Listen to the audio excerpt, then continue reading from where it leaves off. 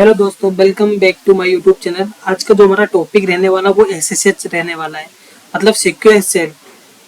आज हम सीखेंगे कि हम कैसे एक सर्वर से दूसरे सर्वर का एक्सेस रिमोटली ले सकते हैं। ठीक है, तो सबसे पहले हम जानते हैं कि व्हाट इज एसएसएच। तो एसएसएच हमारा secure shell is a secure protocol use to remotely connect to another Linux server over a network.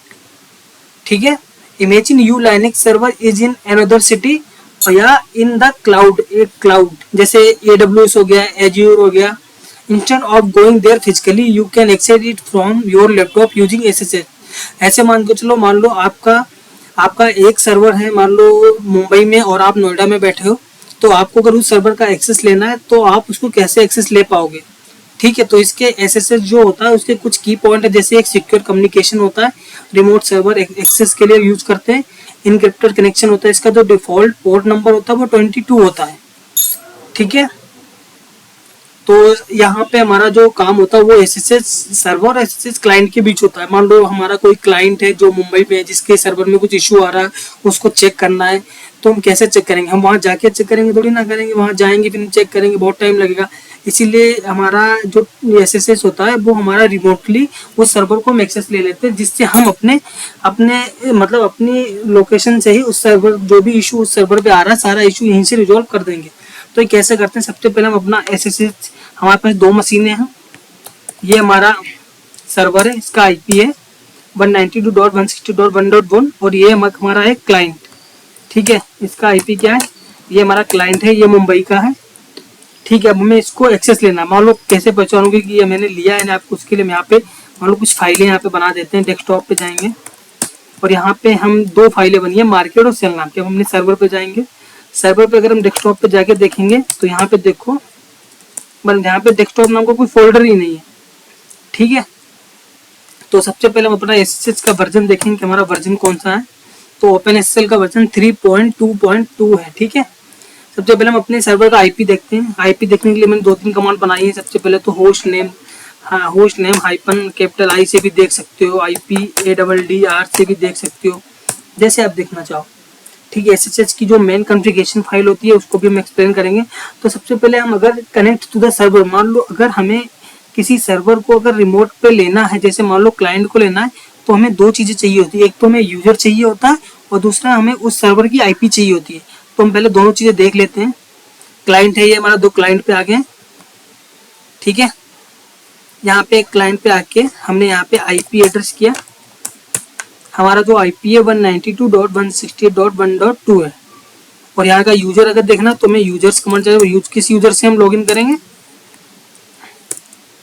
तो यूजर हमारा रूट है। तो अभी हम सर्वर पे चलते हैं और इस सर्वर को कैसे रिमोट पे लेते हैं उसको हम चेक करेंगे। उसके लिए हमारी जो सिंपल कमांड रहती है yes हम लिखेंगे और आपको कुछ नहीं करना है। यहाँ पे आपको उस सर्वर मशीन का यूजर नेम लिखना है, @ लगाना और उस सर्वर की IP लिख देनी है, बस इतना करना होता है।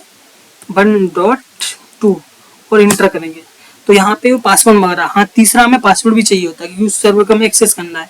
पासवर्ड उसका मान लो हमने दे दिया कुछ भी और इंटर करेंगे। देखो तो आपका सर्वर अभी कनेक्ट हो गया 1.2। ये देखो पूरा इसने हमें इंफॉर्मेशन दे दी है।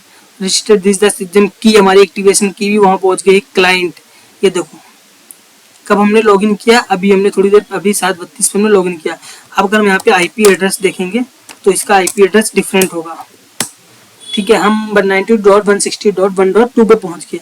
उस क्लाइंट पे हमारी कुछ फाइलें थी जिसे हम कर पाए कि हमारा सर्वर नहीं है। ये देखो यहाँ पे हमारे क्लाइंट की सारी फाइलें आ गई हैं। ठीक है, तो अभी आपने देख लिया कि हम कैसे किसी मशीन को एसएसएच के थ्रू पे रिमोट पे एक्सेस लेते हैं। और इससे बाहर आने के लिए हमें सिंपल एग्जिट कमांड चलानी पड़ती है। ठीक है, एग्जिट कमांड चला देंगे तो हम बाहर आ जाएंगे। अब हम इसकी कॉन्फ़िगरेशन फाइल में जानते हैं। इसकी जो मेन कॉन्फ़िगरेशन फाइल की जो फाइल होती है वो होती है bim etc /sshd sysconfig। यहाँ पे जाएंगे, इसमें कुछ इंपॉर्टेंट्स हैं जो मैं आपको एक्सप्लेन किए दे रहा हूँ। ठीक है, सबसे पहले हमारा ये पोर्ट नंबर है कि बाय डिफॉल्ट इसका जो पोर्ट नंबर होता है 22 होता है।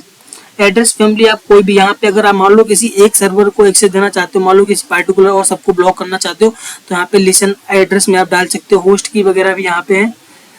बटन के ये देखो, अगर आप अपने सर्वर मान लो आपका सर्वर रूट रूट यूजर आपके सर्वर को लॉगिन ना कर पाए तो उसके लिए हमें परमिट रूट लॉगिन को नो करना पड़ता है, जिससे हमारा सर्वर लॉगिन नहीं कर पाएगा।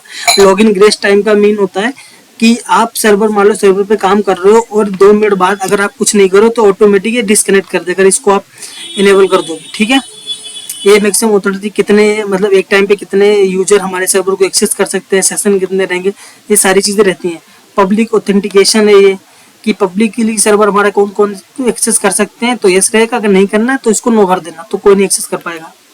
ठीक है, आगे चलते हैं। आगे अगर कोई मेन कॉन्फ़िगरेशन, वैसे इसमें बहुत कुछ है लेकिन हम अपना मेन है, बैनर भी लगा सकते हो, बैनर भी मैं आपको लगाना सिखाऊंगा, अभी नहीं। जो हमारे काम की चीज़ें पहले हम वो देखते हैं।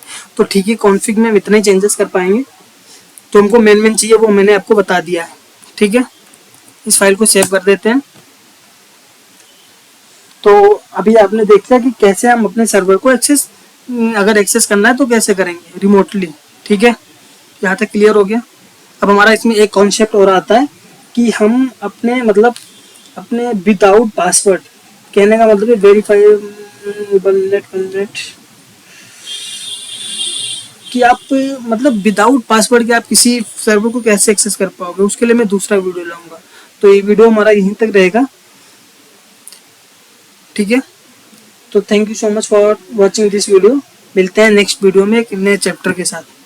Thank you so much, bye bye bye दोस्तों।